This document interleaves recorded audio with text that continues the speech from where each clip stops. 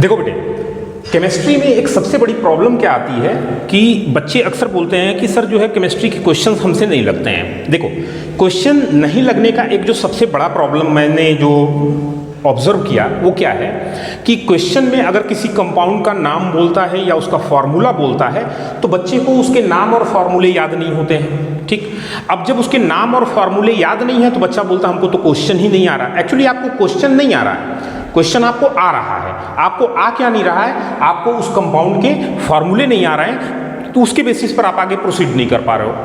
तो कंपाउंड्स के फॉर्मूले, बहुत सारे कंपाउंड्स हैं, उनके फॉर्मूले जहां पर याद करना है वो तो आप याद करोगे, लेकिन जिन चीज़ों को हम बाई ट्रिक समझ सकते हैं, आसानी से याद कर सकते हैं, वो चीज़ें हमें समझना है।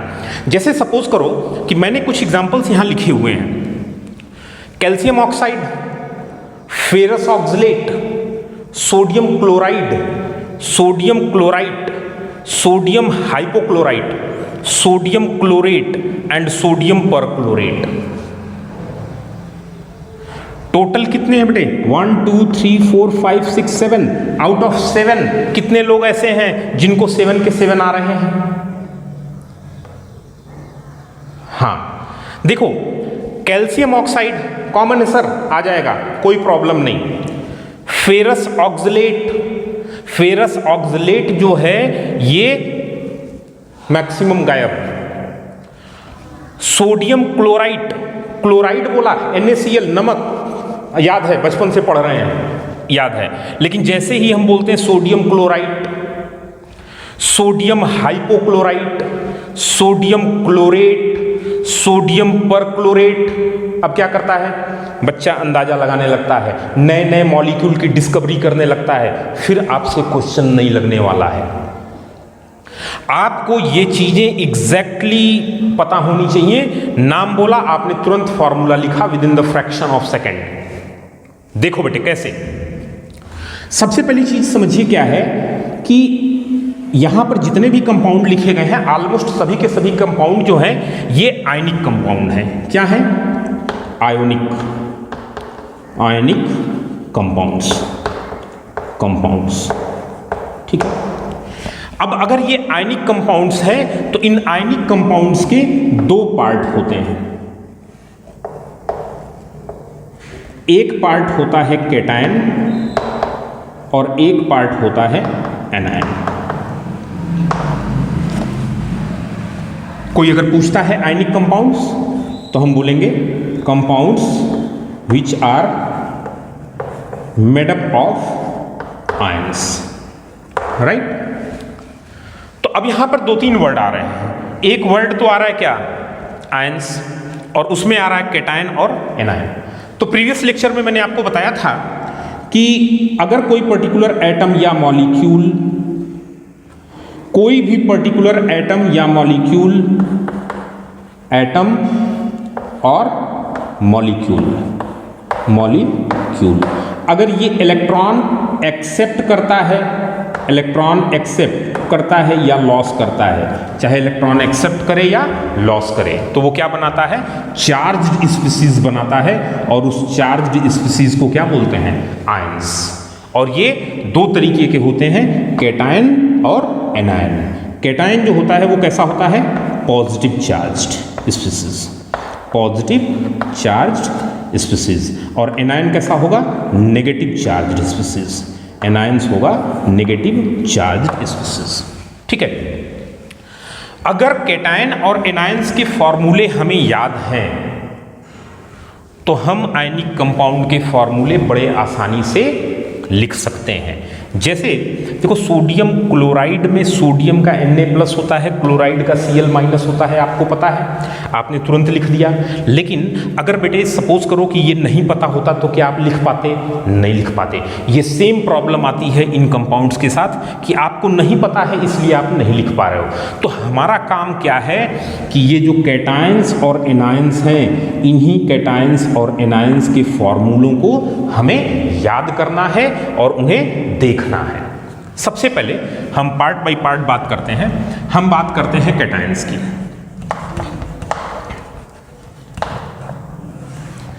एक एग्जांपल लेके चलते हैं बेटा। सबसे पहली चीज तो हम बात करते हैं कि charge of cation, charge of cation, जो कैटायन का चार्ज है it is equal to number of electron loss by atom और मॉलिक्यूल। कोई एटम या मॉलिक्यूल जितने इलेक्ट्रॉन लॉस करेगा उतना ही उसके ऊपर पॉजिटिव चार्ज आएगा। मतलब क्या है, जैसे सपोज कर लो कि ये एक एटम है ए और इस एटम ने n इलेक्ट्रॉन्स लॉस कर दिया, तो n इलेक्ट्रॉन अगर ये लॉस कर रहा है तो जो पॉजिटिव चार्ज स्पीसीज बनेगी वो बनेगा An+। ठीक, तो charge on the cation is equal to number of electron loss. For example जैसे हम बात कर लें सोडियम की, तो सोडियम में हमें पता है इलेक्ट्रॉन कितने होते हैं 11, प्रोटॉन कितने होते हैं 11। अब इस सोडियम से अगर एक इलेक्ट्रॉन लॉस कर दिया जाए -1 इलेक्ट्रॉन, तो इसके ऊपर चार्ज कितना आ जाएगा Na+, राइट। अब देखो सोडियम जो एटम है उसमें इलेक्ट्रॉन कितने हैं, इसमें इलेक्ट्रॉन बेटे हैं कितने 11, प्रोटॉन कितने हैं P+11 और न्यूट्रॉन कितने हैं 12। क्यों 12 है, क्योंकि इसका मास नंबर 23 और न्यूट्रॉन का नंबर A-Z, तो 12 आ गया। लेकिन जब हम सोडियम से सोडियम आयन पर गए तो यहां आप देखो एक इलेक्ट्रॉन निकल गया, तो यहां इलेक्ट्रॉन बचा कितना 10, यहां इलेक्ट्रॉन कितना बचा, प्रोटॉन कितना बचा 11, क्योंकि इलेक्ट्रॉन निकलने से प्रोटॉन के नंबर पर कोई फर्क नहीं पड़ेगा, और न्यूट्रॉन कितना 12। दो बातें यहां पर थोड़ा सा आप ध्यान रखना, इलेक्ट्रॉन नेगेटिव चार्ज होता है -1 चार्ज होता है, और प्रोटॉन पॉजिटिव चार्ज होता है +1 चार्ज होता है, और न्यूट्रॉन क्या होता है चार्जलेस, इसके ऊपर कोई चार्ज नहीं होता है, चार्जलेस, राइट। तो अब देखो बेटे ये जो हमारा एटम है इसके अंदर चार्ज पार्टिकल दो ही हैं, कौन, इलेक्ट्रॉन और प्रोटॉन। तो न्यूट्रल एटम क्यों है, क्योंकि इसमें इलेक्ट्रॉन और प्रोटॉन के नंबर जो हैं वो क्या हैं बराबर है, तो -11 + 11 कैंसिल हो गया 0, लेकिन यहां पर माइनस कितना होगा 10 और प्लस कितना होगा 11, तो इस पर जो टोटल चार्ज आएगा वो कितना आएगा +1। दैट मीन्स कि कोई भी कैटायन उसमें नंबर ऑफ प्रोटॉन उतने ही होते हैं जितने उसके बेसिस पर, उसके एटॉमिक नंबर के बेसिस पर हम कैलकुलेट करेंगे, लेकिन इलेक्ट्रॉन्स के नंबर टोटल नंबर कैलकुलेट करने के बाद उसमें से जितना उसका चार्ज है उतना क्या कर देंगे माइनस कर देंगे। जैसे यहाँ 11 है तो हम बोलेंगे कि इसमें इलेक्ट्रॉन कितने थे 11, किसमें सोडियम में, लेकिन सोडियम आयन पर +1 चार्ज आया, इसका मतलब सोडियम एटम ने एक इलेक्ट्रॉन क्या कर दिया लॉस कर दिया, तो सोडियम आयन में नंबर ऑफ इलेक्ट्रॉन कितने होंगे 10। तो किसी भी चार्ज स्पीसीज में इलेक्ट्रॉन, प्रोटॉन और न्यूट्रॉन का कैलकुलेशन भी आपको आना चाहिए। न्यूट्रॉन का कैलकुलेशन एग्जैक्टली वैसे ही करेंगे जैसे आपने मॉलिक्यूल में किया था, प्रोटॉन का कैलकुलेशन वैसे ही करेंगे जैसे मॉलिक्यूल में किया था, लेकिन इलेक्ट्रॉन का कैलकुलेशन करेंगे तो मॉलिक्यूल की तरह ही करेंगे या एटम की तरह ही करेंगे, लेकिन टोटल इलेक्ट्रॉन कैलकुलेट करने के बाद जितना उस पर पॉजिटिव चार्ज होगा उतना उसमें से क्या कर देंगे माइनस कर देंगे, तो हमारे नंबर ऑफ इलेक्ट्रॉन्स आ जाएंगे। जैसे इसका एक एग्जांपल हम ले लेते हैं, फिर उसके बाद कौन कौन से कैटायंस हमें पढ़ने हैं वो हम देखते हैं। इसको मैं रब नहीं करता हूं, क्वेश्चंस मैं इसी के बेसिस पे आपको समझाऊंगा, या इस अलग से फिर हम एग्जांपल लेके इसको देखेंगे। इसी सेम एग्जांपल को हम रिवाइज करेंगे वहां पर जब हम कैटायंस और एनायंस पूरे देख लेंगे तब। देखिए बेटे, अब हम यहां बात कर रहे थे सोडियम की, तो सोडियम में इलेक्ट्रॉन, प्रोटॉन और न्यूट्रॉन हमने देखा, सोडियम आयन में इलेक्ट्रॉन, प्रोटॉन, न्यूट्रॉन देखा। सपोज करो कि मैं अगर बात करता NH4+, जिसे क्या बोलते हैं बेटा अमोनियम आयन, अमोनियम आयन, ठीक है। अब इसमें हमको प्रोटॉन कैलकुलेट करना है, आप सिंपल जैसे मॉलिक्यूल में किया था वैसे कर लो। नाइट्रोजन में कितने 7, एटॉमिक नंबर नाइट्रोजन का 7 होता है। हाइड्रोजन में कितने 1, कितने हैं 4, टोटल कितना हो गया 11। क्योंकि इस पॉजिटिव चार्ज के आने से प्रोटॉन के नंबर पर कोई फर्क नहीं पड़ता है। न्यूट्रॉन की बात कर लो, तो न्यूट्रॉन की बात करेंगे तो नाइट्रोजन में कितने 7, 14 माइनस 7 प्लस हाइड्रोजन में न्यूट्रॉन कितना होता बेटा 0, तो इंटू 4 कितना आ गया 7, ये न्यूट्रॉन आ गया। इलेक्ट्रॉन की बात करेंगे तो सेम वैसे ही कैलकुलेट करो आप। नाइट्रोजन में कितने इलेक्ट्रॉन 7, हाइड्रोजन में कितने इलेक्ट्रॉन 1 इंटू कितना 4, ठीक है, सेम वैसे ही कैलकुलेट किया। लेकिन यहां पर चूंकि पॉजिटिव चार्ज है तो जितना पॉजिटिव चार्ज है उतना इसमें से क्या कर दीजिए माइनस कर दीजिए, तो टोटल इलेक्ट्रॉन कितने आ गए 10। आई होप सो किसी भी कैटायन में आप इलेक्ट्रॉन्स के नंबर बहुत ही इजीली कैलकुलेट कर सकते हो। ओके, अब आप देखो किन किन कैटायंस को हमें याद रखना है। जैसे Na+, क्या बोलते हैं बेटा sodium ion, sodium ion. K+, क्या बोलेंगे पोटेशियम आयन, पोटेशियम आयन। ठीक, मैं शॉर्ट फॉर्म में लिख दे रहा हूँ, आप जो है इसको क्लास नोट्स में जाके देखोगे तो क्लास नोट्स में ये सारी चीज़ें जो है आपको अवेलेबल हैं, आप वहाँ से देख सकते हो। Sodium ion, potassium ion, Ca2+ को क्या बोलेंगे बेटा right, calcium ion, Al3+, aluminium ion, Zn2+, zinc ion, Mg2+, magnesium ion,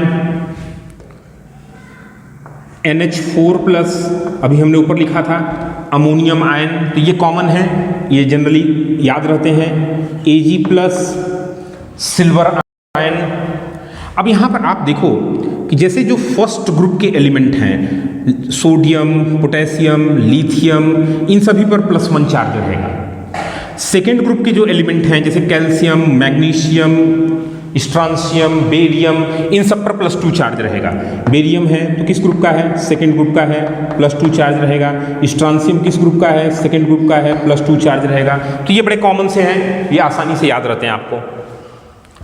इसके बाद जैसे हम बात करें Cu+, तो कॉपर पे 1+ अगर होता है बेटा तो इसे हम कॉपर नहीं बोलते हैं, इसे हम बोलते हैं cuprous ion, cuprous ion. Cu2+ क्या बोलते हैं क्यूप्रिक आयन, क्यूप्रिक आयन। ऐसे ही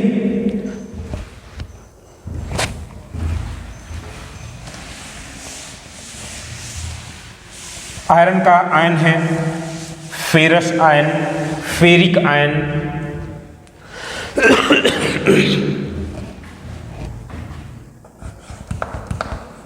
Fe2+, क्या बोलते हैं बेटे फेरस। Fe3+ को क्या बोलेंगे फेरिक। ऐसे ही Pb2+ होगा तो प्लम्बस, Pb4+ प्लम्बिक, Au+, Au बेटा जो है Au जो सिंबल होता है वो किसका होता है गोल्ड का, गोल्ड के लिए Au सिंबल यूज करते हैं गोल्ड। तो अगर Au+ हो तो क्या बोलेंगे ऑरस, लैटिन वर्ड है ऑरस। और अगर Au3+ होगा तो आप क्या बोलिएगा ऑरिक, ऑरिक। ऐसे ही अगर Hg2+ है, यहां 2 आइटम है ध्यान रखिएगा, Hg2 ऊपर 2+ चार्ज, तो इसे क्या बोलेंगे मर्क्यूरस, मर्क्यूरस। और अगर Hg2+ है तो इसे क्या बोलेंगे मर्क्यूरिक, मर्क्यूरिक।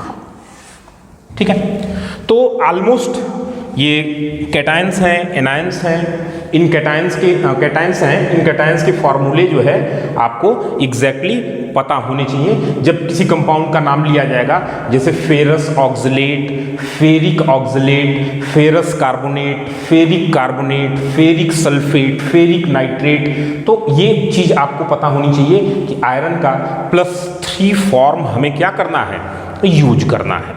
इसके बाद हम बात करते हैं एनायंस की। तो देखो एनायंस में क्या होता है कि केटायंस का जो चार्ज है वो पॉजिटिव चार्ज है और एनायंस का जो चार्ज होगा वो कैसा होगा, नेगेटिव चार्ज होगा।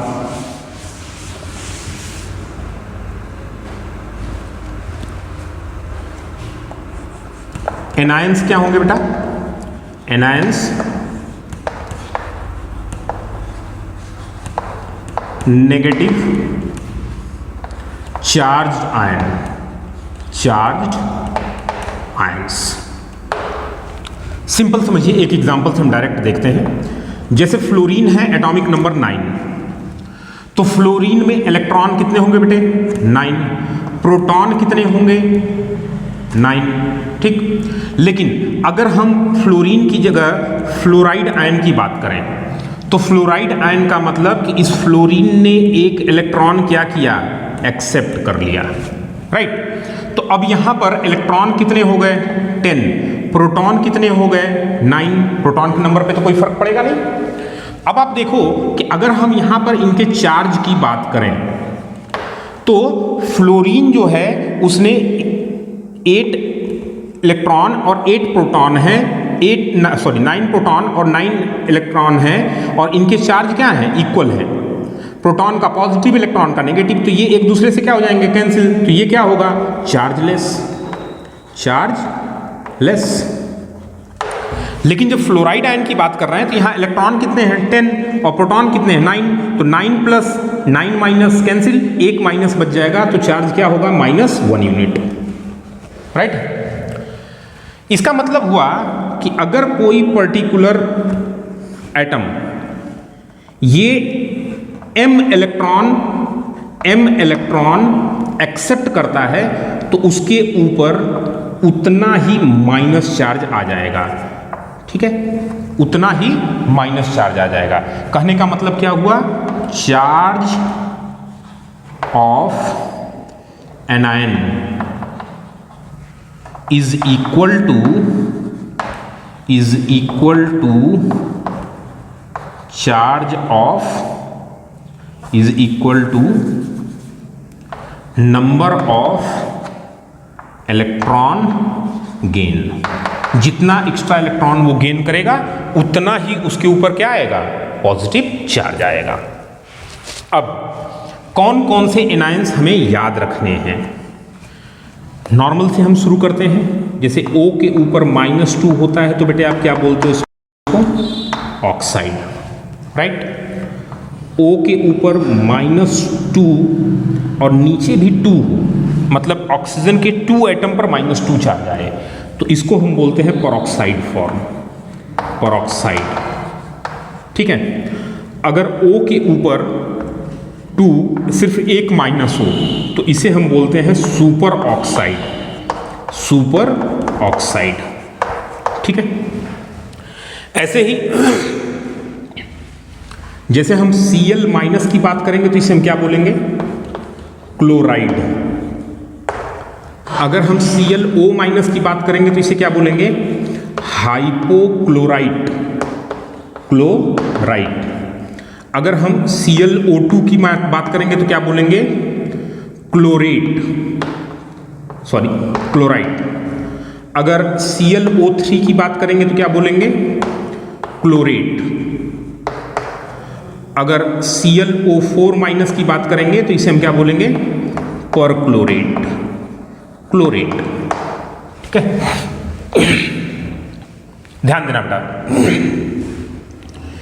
जैसे आपने Cl- लिया तो इसे क्या बोला, क्लोराइड।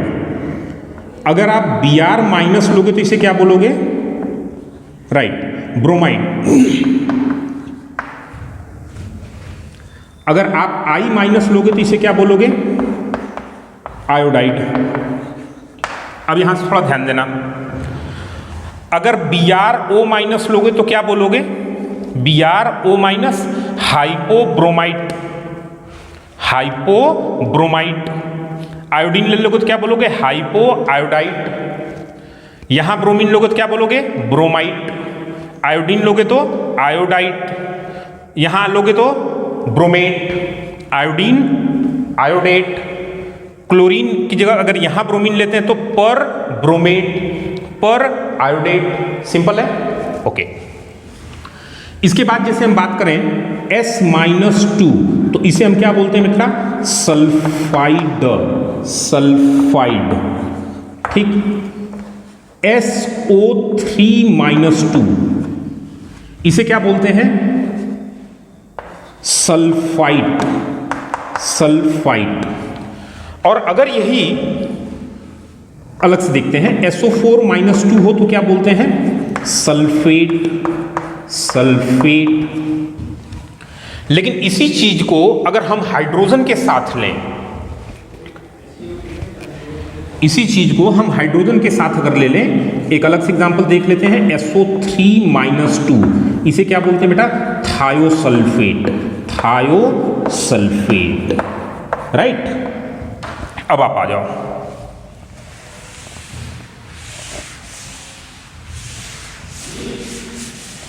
देखो अगर हम ये जो आयंस हैं ये हाइड्रोजन इनके साथ प्रेजेंट हो, जैसे HS-, तो इसे हम बोलते हैं बाई सल्फाइड, बाई सल्फाइड।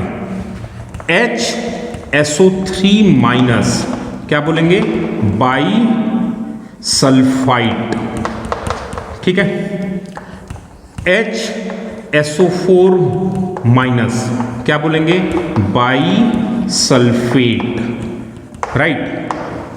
इसे हाइड्रोजन सल्फाइड भी बोलते हैं, हाइड्रोजन सल्फाइड या हाइड्रोजन सल्फेट भी टर्म यूज किया जा सकता है, तो वो आप उसको याद रखेंगे।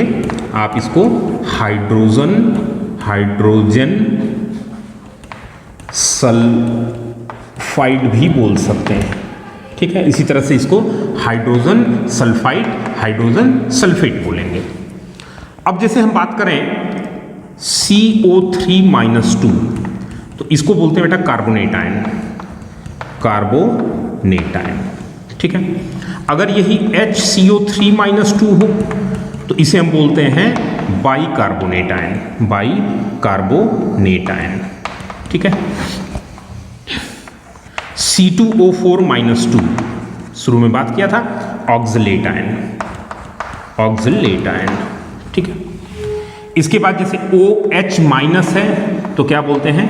Hydroxide, hydroxide. Cn- होगा, क्या बोलिएगा? साइनाइड, साइनाइड, ठीक। SCN- होगा तो थायोसाइनाइड, थायोसाइनाइड, ठीक है। N-3 होगा, इसे आप बोलेंगे नाइट्राइड, नाइट्राइड। अगर NO3- होगा, NO2- कर लो, तो इसे आप बोलोगे नाइट्राइट। NO3- क्या बोलोगे? Nitrate, right. इसके बाद अगर N3- होगा तो इसे हम क्या बोलेंगे? एजाइड आयन, ठीक है। ऐसे ही CrO4-2 क्या बोलेंगे? Chromate ion, chromate ion. Cr2O7-2 क्या बोलेंगे? डाइक्रोमेट आयन, डाइक्रोमेट आयन, ठीक है बेटे। इसके बाद जो मैक्सिमम आयंस हैं, आप जो कॉमनली यूज होते हैं, मैंने कोशिश किया है कि सारे आयंस आपको मैं बताऊं। KMnO4 में MnO4-, इसे क्या बोलते हैं? पर मैग्नेट, पर मैग्नेट, ठीक है। अगर यही MnO4 - 2 होता तो इसे मैग्नेट बोलते हैं, मैग्नेट आयन। ठीक है, तो इसके बेसिस पर आप जितने भी पर्टिकुलर कंपाउंड्स आपको दिए जाएं, आप सारे कंपाउंड्स के फॉर्मूले जो कैटायंस हैं और एनायंस हैं, अगर ये आपको याद हैं तो आप बहुत ही आसानी से लिख सकते हो। जो और भी आयंस हैं वो हम लोग धीरे धीरे जब चैप्टर पढ़ेंगे तो जहाँ पर जो रिक्वायरमेंट होगी उसको डिस्कस करेंगे। जैसे CH3CO-, इसे क्या बोलते हैं? Acetate ion. क्या बोलते हैं? Acetate ion. ऐसे ही